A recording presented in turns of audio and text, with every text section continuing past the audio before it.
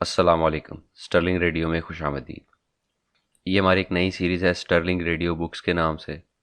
اس میں ہم کتابوں کو پڑھیں گے جو ہمارے اچھے ادیب، اچھے لکھاری جن کی کتابیں ہمارے پاس موجود ہیں لیکن وہ اب موجود نہیں رہے، تو ان کی کتابوں کو میں پڑھوں گا۔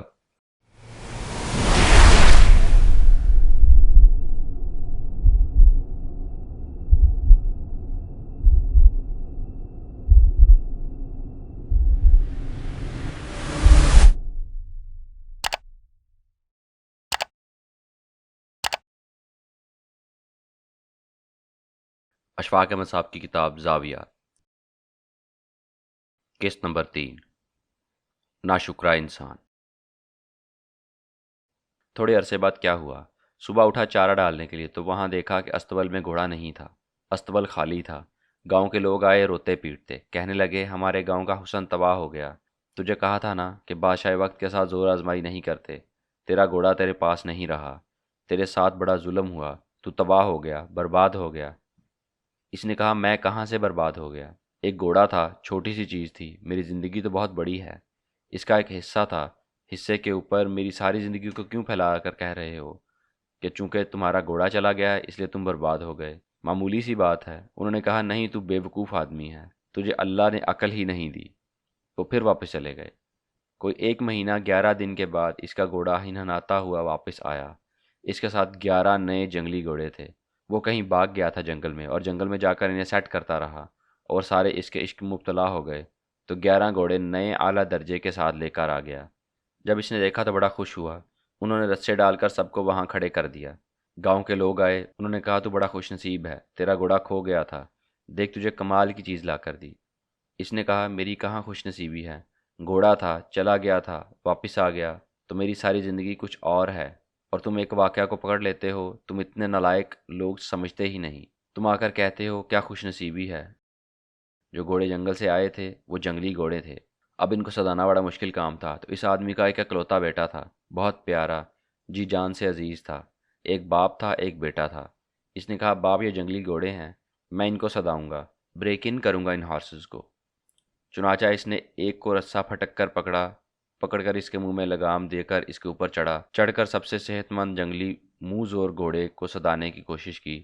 اس کو لے کر گیا، بگایا، جنگل میں چکر لگایا۔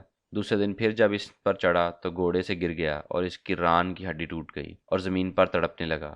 اس کا باپ آیا، اس کو اٹھا کر لے گیا گھر۔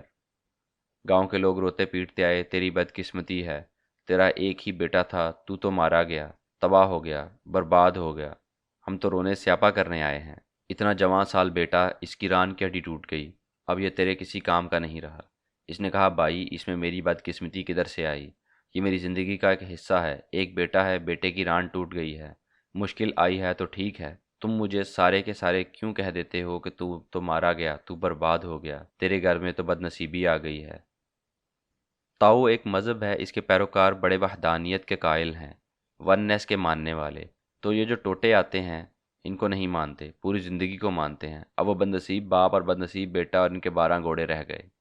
تھوڑے دنوں کے بعد بادشاہ کے قریبی ہمسایہ بادشاہ سے جنگ لگ گئی اور گمسان کا رن پڑا۔ جنگ طول اختیار کر گئی تو بادشاہ وقت کو جبری برتی کی ضرورت پڑی۔ اس نے ڈنکا بجا دیا، گاؤں گاؤں میں ڈونڈی پھیر دی۔ جو جوان بچے تھے ان کو زبردستی جبری برتی کے لیے وہ گاؤں میں آ گئے۔ جتنے خوبصورت تگڑے مضبوط بچے تھے ان کو کان سے پکڑ کر جنگ میں لے گئے۔ اس کے بیٹے کی ٹانگ ٹوٹی ہوئی تھی، وہ کسی کام کا نہیں تھا، اسے چھوڑ کر چلے گئے۔ گاؤں کے لوگ اس کے پاس آ کر کہنے لگے یار ہمارے تو پیارے بیٹے تھے، سب کو ہانک کر لے گئے، تو بہت اچھا رہا، خوش قسمت ہے۔ اس نے کہا یار تم بندے اس قابل نہیں ہو تمہارے ساتھ رہا جائے۔ یہ گاؤں ہی نالائق لوگوں کا ہے جو زندگی کے ایک چھوٹے سے حصے کو ساری زندگی پر پھیلا کر اس کا نتیجہ نکال دیتے ہیں۔ تو میں معافی چاہتا ہوں، میں تمہارے درمیان نہیں رہوں گا، اور میری اور تمہاری جدائی ہے۔ چنانچہ وہ اپنے گھوڑے اور بیٹا لے کر کسی اور گاؤں چلا گیا۔ اس کا یہ فلسفہ چینی فلسفہ ہے، دائرے کا ایک بہت بڑا حصہ بنا کر زندگی کو سمجھنے اور جانچنے کے لیے اور اس کو آنکنے کے لیے، ایک فٹا لے کر اس کا دائرہ کار طے کرنے کے لیے کبھی مت کہیے۔ آپ کی زندگی میں اگر کوئی برا واقعہ ہوا ہے، کوئی ایک دبا آیا ہے، وہ ساری کی ساری آپ کی زندگی پر محیط ہو گیا ہے، لیکن انسان کا یہ خاصہ ہے کہ جب ذرا سی تکلیف پڑتی ہے تو وہ چیختا چلاتا ہے، اور جب ذرا سی خوشی کا لمحہ آتا ہے تو پھر اس کو بھی پھیلاتا ہے۔ کہ میں سارے کا سارا خوش ہو گیا، حالانکہ اس میں خامیاں، کمزوریاں، کوتاہیاں بدستور موجود ہوتی ہیں، باوجود اس کے کہ خوشی کا لمحہ آ گیا ہو۔ مجھے آپ سے بات کر کے اچانک یاد آیا، میرا پوتا چھوٹا وہ آ رہا تھا، گھبرایا ہوا تھا۔ میں نے اسے گود میں اٹھا کر بازو پر بٹھایا۔ میں نے کہا، دیکھو یار کیسا اچھا موسم ہے، ذرا دیکھ باہر نکل۔ اس دن موسم بہت اچھا تھا، ہمارے بڑے بڑے شیشے تھے، آگے درخت لہلہا رہے تھے، پودے لگے ہوئے تھے بانس کے جو زیادہ خوبصورت لگتے تھے، کالے سیاہ بادل تھے، اس کے اندر سے بادلوں کی قطاریں جا رہی تھیں۔ میں چاہتا تھا کہ میرے پوتے کو حسن و جمال میں دلچسپی ہو، وہ دیکھے اس کو اور پسند کرے، بجائے اس کے کہ وہ لکڑی کے اور پلاسٹک کے واہیات کھلونوں سے کھیلے جن میں زیادہ قاتل اور حملہ کرنے والے ہیں۔ پتہ نہیں آج کل ان کو کیا کہتے ہیں، عجیب و غریب۔ ان سے کھیلتا رہتا تھا۔ جب میں نے اسے گود میں اٹھا کر کہا، دیکھو باہر کا منظر اور اس کا حسن، یہ بادل اور پرندے اور یہ درخت اور یہ لہلہاتی شاخیں، تو وہ بالکل نہیں دیکھ رہا تھا، اور گھٹن سی اس کے اندر ہے، اور ایک ہی جگہ اس کی نگاہیں مرکوز ہیں۔ وہ گھبرایا ہوا ہے اور میری گود میں چڑھا ہوا ہے۔ میں نے جب اس کی نگاہوں کو غور سے دیکھا تو وہ شیشے کے پار ہی نہیں جا رہی تھیں۔ میں نے کہا، یہ کیا مسئلہ ہے، اتنا معصوم بچہ اور یہاں پر پھنسا ہوا ہے؟